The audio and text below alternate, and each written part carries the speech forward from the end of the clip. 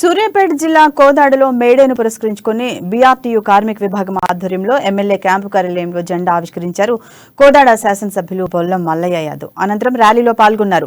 ప్రపంచ కార్మికులారా ఏకం కండి అంటూ కార్మిక లోకాన్ని ఏకం చేసిన కార్మిక హక్కులను సాధించుకున్నామని ఎమ్మెల్యే మల్లయ్య యాదవ్ తెలిపారు.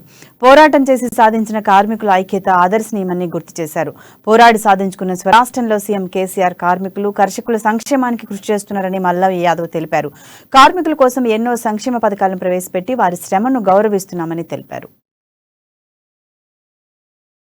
ప్రపంచ కార్మికులారా ఏకం కాండి అని ప్రపంచ కార్మికుల కోసం పారిశ్రామికవేత్తల మీద ధర్నాలు ఉద్యమాలు చేసే రోజులు ఈరోజు తెలంగాణలో అవసరం లేదు. ఒక ఉద్యమ నాయకుడే నేతృత్వం వహిస్తున్న ఈ రాష్ట్రంలో కార్మికులకున్న సమస్యలు వాళ్ళు చెప్పడానికంటే ముందే తెలుసుకొని జీతభత్యాల విషయాలు కానీ ఇతరత్ర విషయాలలో కానీ ఏమేం చేయాలనో అన్నిటికీ తగ్గట్టుగా ఈరోజు ఉద్యోగస్తులకి కార్మికులకు చేస్తున్న నేపథ్యంలో మరి ఉద్యోగస్తులు కార్మికులు లేకపోతే ఈ దేశంలో అభ్యున్నతి లేదు. పరిశ్రమలు నడవాలంటే కార్మికుల సహకారం, కార్మికుల శక్తి, కార్మికుల శ్రమతోనే నడుస్తున్న ఆ పరిశ్రమలలో వచ్చిన లాభాలని కార్మికులకు పంచాల్సిన అవసరం ఉంది.